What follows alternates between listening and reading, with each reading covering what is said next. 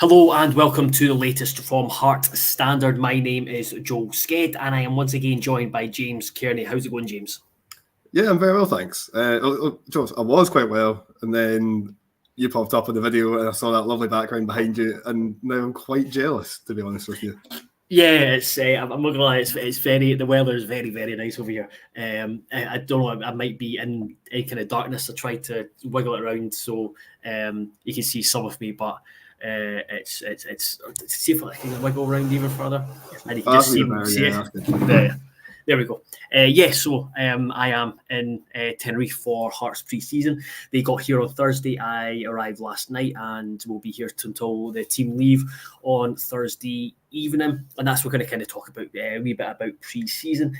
The team returned last month, middle to end of last month, and have been working at Orion, an upgraded Orion, and then came on Thursday. So yeah, they've spoke to Naismith, went out to the training base today, and it's a pretty impressive setup. Had a kind of just an informal chat with Naismith, and then sat down with a couple of players as well as Gordon Forrest. So yeah, it seems like it's going very, very well. Yeah, no, I mean, obviously, I'm back home. Sadly, I'm not over there in Tenerife with you, but yeah, it seems like everything you'd want from this kind of pre-season trips. You know, nice weather. You know, again, looking beyond you, it looks like a very nice, very nice part of the world to be in. What would you?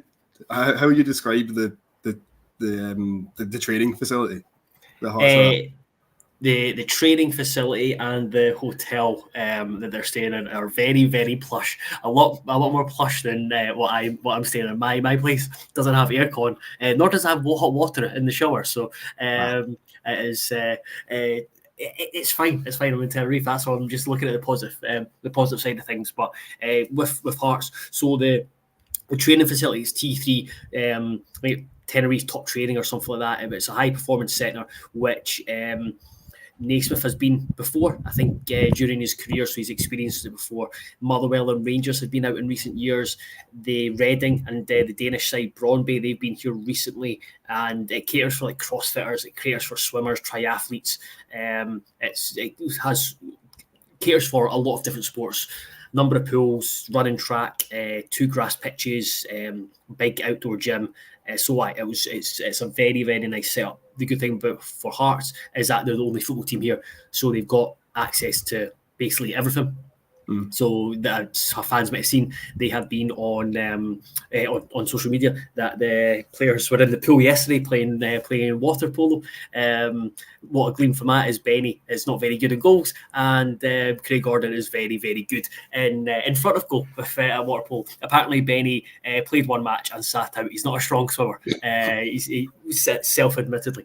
But the pitches himself, one of the pitches is not the greatest surface, but at the same time, when we were on it, that's just where they do their warm-up stuff. But I was on it, I was like, this is the best pitch I've ever been on. But then you get onto the pitch they actually use, and it's just a different level. So I think they'd be really happy with the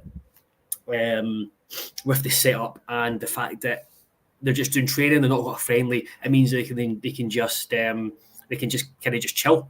And have a chill. I use that term very, very loosely because, but it's more they can have a kind of structured week. They're not having to taper for a game or prepare for a game. That they've got a set structure of sessions. When speaking to Naismith, he was saying that the team were quite quiet getting off the bus this morning to the training ground just because they've done a lot of work the last couple of really hard sessions the first few days, and he was saying that. There was quite a few running sessions that he's done in his career that he remembers, and he's brought them into his coaching. And more than the guys are fit, but it was more of like a mental challenge. So today's session was all about with the ball. So we got in for the first kind of 15, 20 minutes of training, seeing them going through a few drills. They were there for about 90 minutes, then went back to their hotel, which is very, very nice. And thankfully... Is it better or worse than the Time Castle Hotel? better. Just because it's in Tenerife, it's sunny. There's pools. There's there's a pool table. There's just loads of space, and it's so chill out. And like Hearts, they brought their chef. So the chef they have for the Adorium, he's come across, so which has helped that. So it's quite a slick operation. We spoke to James Penrice, myself and Barry Anderson spoke to James Penrice, and he was saying it was just like it's going from Livingston to Hearts is just an unbelievable step up in standard. It just like the structure of the of like having your own training base at the Orium, and then just the structure of the going away to Spain. So they were back. They were had their lunch. They were chilling. Craig Halkett and Barry Mackay were playing pool, and then they were going to go back out on to the complex around 4 o'clock, 5 o'clock for another session. And I mean, it is roasting. It is roasting. So that's it's I'm going to say it's difficult it's difficult conditions to train at intensity, but it seems to have gone very, very well. Is that why there's no friendlies scheduled for while Hearts are over there? Also, you spoke to me a lot about this kind of thing. Obviously, they played one behind closed doors against the mighty Partick Thistle, I believe. Yep. And obviously got Leighton Orient. Thistle losing. Thistle throwing a 2-goal lead too, but I thought it. Well, you know what? We knew the game was won. We want to give some young guys a wee run out. You know, it's fine. Don't worry about it. But yeah, I suppose we should. There would probably be people wondering why no friendly, because there often are in these kind of camps. Yeah, so I think the plan was. I think the plan all along has been was for a fair bit of time was to have a friendly. Naismith wants to play between 5 and 7 between coming back to pre-season and going into the season, going into the start of the season. So we've already played Partick Thistle, got 3 lined up: Leighton Orient on Saturday, Spurs, and then Fleetwood Town. I think they're looking to working on getting another, but it just didn't work out. The thing about Tenerife, he said, was it's sometimes difficult to get opposition to get a friendly. So they just made the decision. Is it just the one club on the island? Is that right? Is it just? So yeah, so they're the main. So obviously they've got other clubs that play down the pyramid in Spain, but it's more like I don't think there's any other teams across from any other leagues in pre-season. So I think the decision was taken just that. Right, let's just focus on work on the training ground, the detail in terms of what they want to win for next season, and the fact that when the season starts, they're not going to get too much pitch time compared to last season, just because of the number of games, the amount of travelling they're going to have to be doing. So they were absolutely fine with just training. So I think they were pretty happy about that. I suppose one thing I was wondering as well, I know there was a thing yesterday where the players met some fans at a bar and gave them handing out some tops and stuff like that. Like, is there a lot? Have you seen a lot of Hearts fans over there? Do you see a lot of wearing jerseys walking about, or not so much? No, so we only arrived late last night, so and we spent the vast majority today at the training ground and then at the club's hotel. But I've not seen any Hearts tops kicking about. I've seen a few Scotland tops and the obligatory Celtic tops, which seem to be worn breakfast, lunch, and dinner. But no, other than that. But speaking to the guys, they were really surprised by the number of Hearts fans that turned up at the bar. There was probably far more than expecting. So I think it went pretty well. Everyone was delighted to see the fans. The players, and then Suso made an appearance. He met up with Gary Locke, who played under when Gary Locke was assistant manager. So yeah, that went down really well. It seems with the fans. Good stuff. One of the other things people will be wondering about as well would be any sign of Xander Clark or a certain Mr. Lawrence Shankland yet? No, they will be. I think they're back in training this week, so they'll be doing like their testing. So they'll have a couple of days of testing, and then they'll join in with the B team. I think what's planned, and then the team come back on Thursday. Obviously, might do a light session on the. I think the plan is to have a one session on the morning on Thursday. Not sure what the plan is for Friday, and then they've got the game on Saturday. So it's probably like starting next week where they'll properly get up and running. And then Vargas is back then as well. And in terms of Graham mentions here, know Gerald Taylor was flying yesterday to Scotland. Is there any word on when he might be officially signed? Not sure. That's honest answer is not sure, but I do think it's progressing well, and barring any major hiccups, it should happen. When it should happen, I'm not too sure, but fingers crossed it's potentially this week. But again, what I've learned about transfers is that things can get slowed up very, very easily. So positive is that the deal should be getting done. I'm not sure when, Graham, though. One thing Graham also mentioned is obviously Andrew Walker said who knew how funny Benny and Denham were, and Graham was saying loving the content for the training camp and loving the camaraderie with the players can only be a positive for the new season. So yeah, I would urge anyone to watch Heart's YouTube, Benny and Aidan Denham talking about teammates. It's very good. It gives you an insight to some of the mindset and mentality of some of the players, or just their personality. But that's one thing that's really noticeable, is that Barry and I sat down with Daniel Oyogoki last week, and then we sat down with Musa Drama today, and straight away James Penrith as well. It's like they've signed guys who just seem really switched on, just really nice, really engaging, and just kind of just fit straight into the team. And that's like Blair Spittle, James Penrice, who know the players haven't played against them, or Daniel or Musa, who have just came across. They just seem to have kind of slid into the atmosphere and the environment really, really well. And that's a big thing. And speaking to like Naismith and Gordon Forrest, it's a big thing they've tried to foster over the last 12 months, is that kind of culture and positive environment. And I think that comes through when you see the players going on holiday together, when you see players in front of the camera together, when you see them training together. It can only be a good thing. Oh, no, absolutely. And I think the word you used there was like culture, and I know it's maybe the sort of thing that some people might hear and then kind of roll their eyes at and go, "What do you need a football team?" But yeah, but very high performance podcasting. It is a little bit, yeah, it is a little bit, but it's one of those things that is really important. I think like obviously it's not unique to Hearts that the players get on and they're nice fellas. Like that's fine. Most clubs have kind of got that going for them, but it's still a really important thing to have. I think it's one of these things where these training camps when they come around, yes, they're all about getting fit, getting players fit. Yes, they're about kind of issuing tactical instructions, learning all that side of the game. But it's also this other side of it as well, because the training sessions. How long's the training? Like 4 hours a day, maybe. So all in, yeah. So they today was an hour and a half on the pitch. They went to do some gym work, so say kind of just over 2 hours, and then they were back at training today for probably, I think it was another between an hour and 20 minutes. So yeah, it's actually a small portion of their day is actually training, and it's most of it is them just kind of cutting about, hanging out, and like you say, integrating new members of the team and just getting to know each other. And no, I think that's nice. I think it's nice, the kind of team building thing. Again, if it's not too, like you say, high performance, but I do think that is an important aspect of a football club.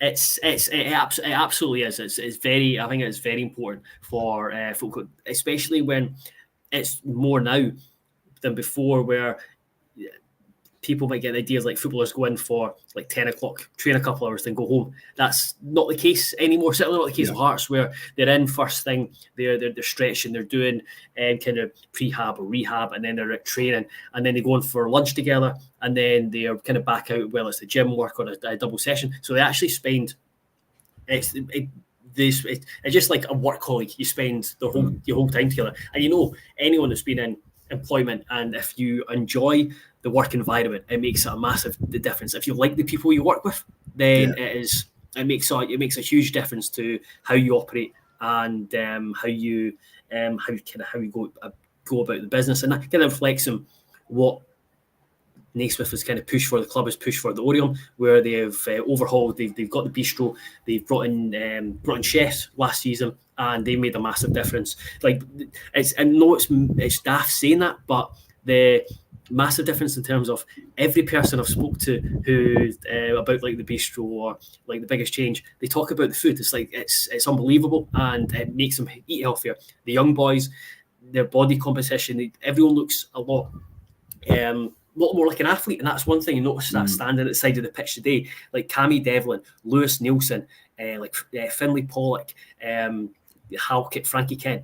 They're all units, all big guys, and you don't really think about it, Cammy Devlin, but it looks like he's been doing bicep curls every day over summer because he looks jacked, and it seems like just a really good environment to be in. They've made upgrades to the Orium as well in terms of the pitch. Hearts have now got their own ground staff at the Orium looking after their own pitches. There's a bit more privacy as well, so like everything they can do to make it better is they've been trying to do. So yeah, it's been a really positive pre-season so far, especially when you compare it to last season, 12 months ago, when no player had been signed. But at this point, it was Michael McGovern was the first over the management job position as well. Yeah, exactly. There was the confusion on the manager position. The first signing was made 4 days from now, a year and 4 days from now. Michael McGovern, a third choice goalkeeper, and then the other guys came in like late July, early August. Whereas they've got them, everyone's got in, like they've got their main players in now. Going ahead season, so everything's set up to be really positive. I know from past experience of Hearts, you're just thinking, okay, something's going to go wrong. I just know it, something's going to go wrong. But at the moment, it's all trending in the right direction.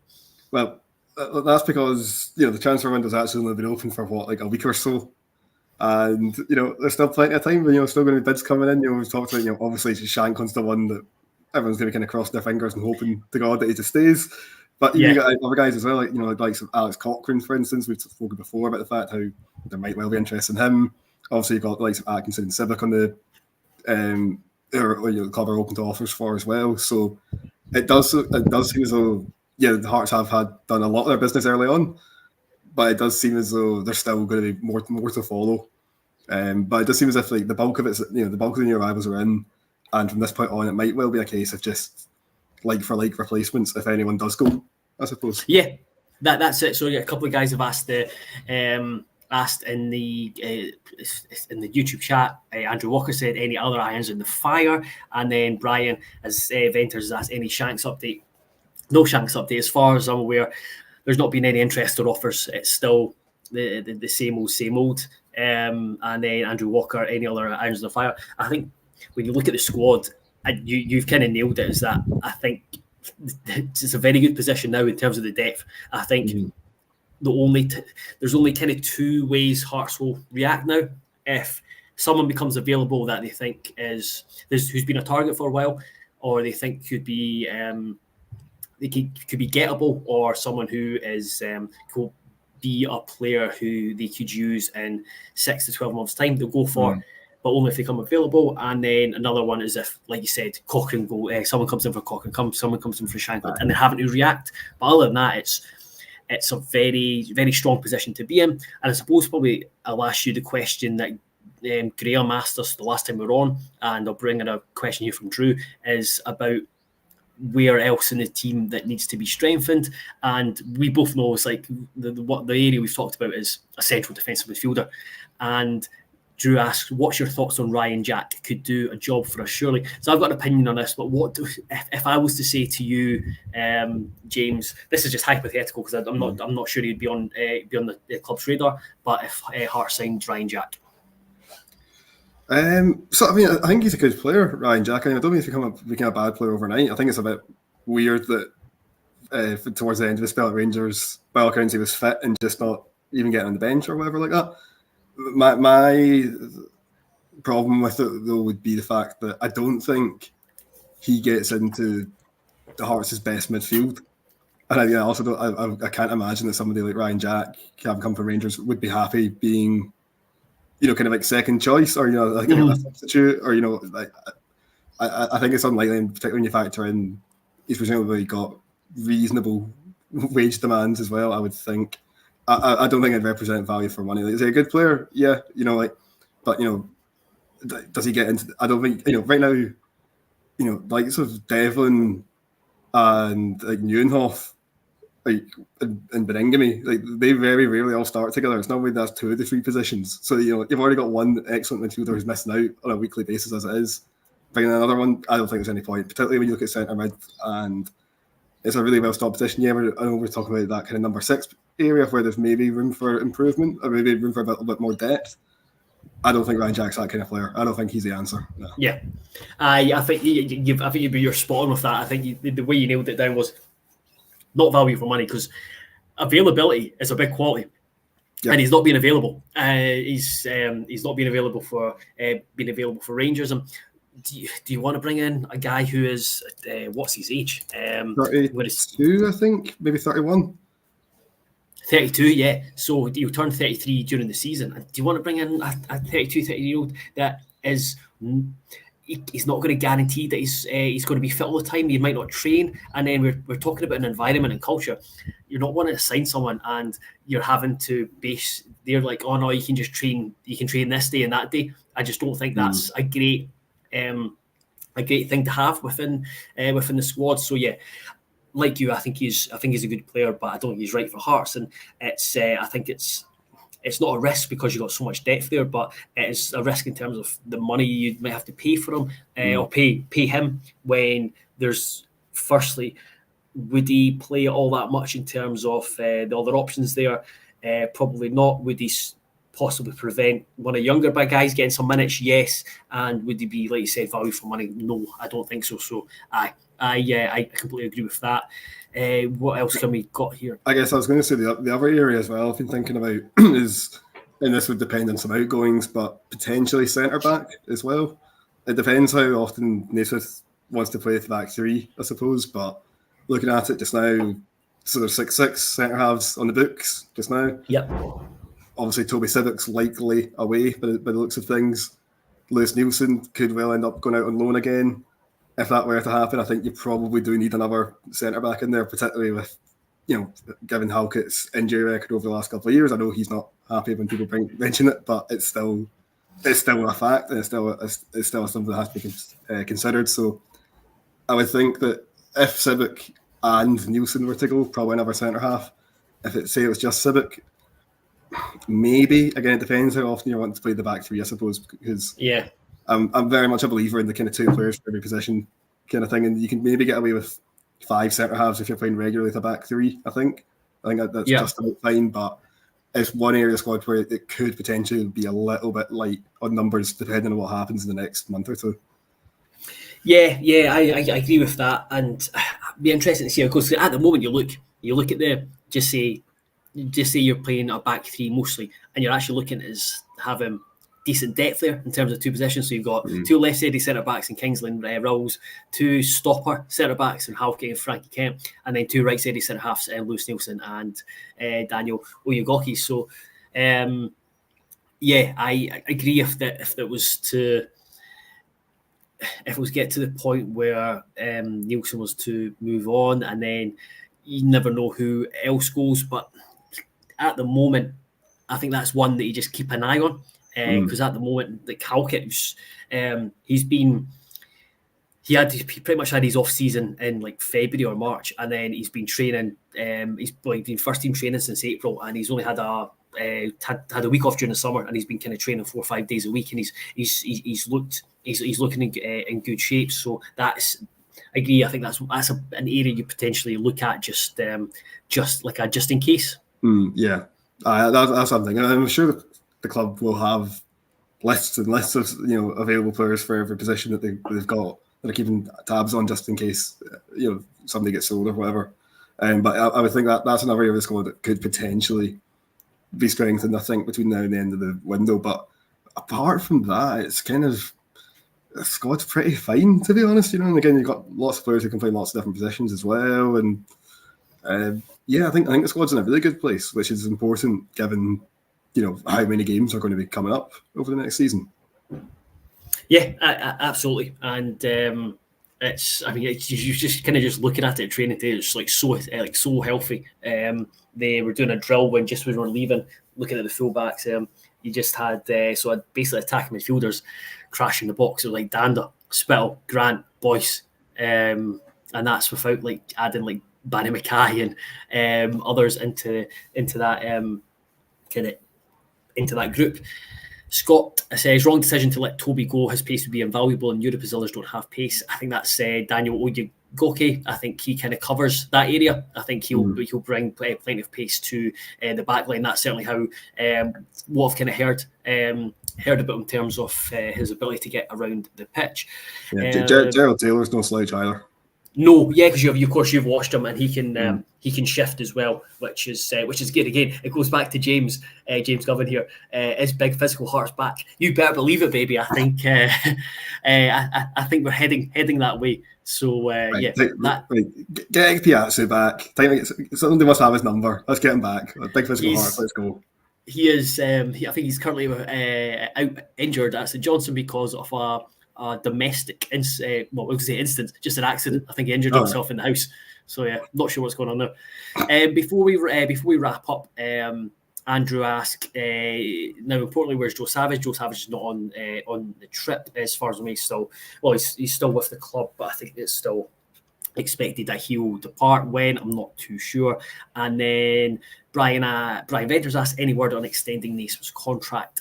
Not heard anything at the moment, but we're hoping to have a chat with Andrew McKinley at some point. So that's certainly on my list of questions that I'll be asking him when we get around to it. But yes, we'll leave it there because I've got some a fair bit of work to do after today. I would just say thank you very much, everyone, for continuing to engage, subscribe, read, etc. If you could like and subscribe to our YouTube channel, that would be much appreciated. There'll be plenty on the site across the next few days in terms of James going to be doing a piece looking ahead to the Leyton Orient game, just looking at the connection between Hearts and Leyton Orient. And then we'll have stuff from the march to the game on Saturday. We'll be interviews with Musa Drama, James Penrice, Jan Danda, Blair Spill and Gordon Forrest going on the site across the next few days as well. So a variety of content going up on that. And then be sure to check Heart Standard or the website or my own personal account for anything that's happening on in Tenerife regarding the pre-season break as well. But until we might come back on Wednesday, because that's the next time we are going out to see Hearts and speak to a couple of players, speak to Naismith. So we might do a video on Wednesday depending on timings. But until then, have a good week and see you later. Goodbye. Bye.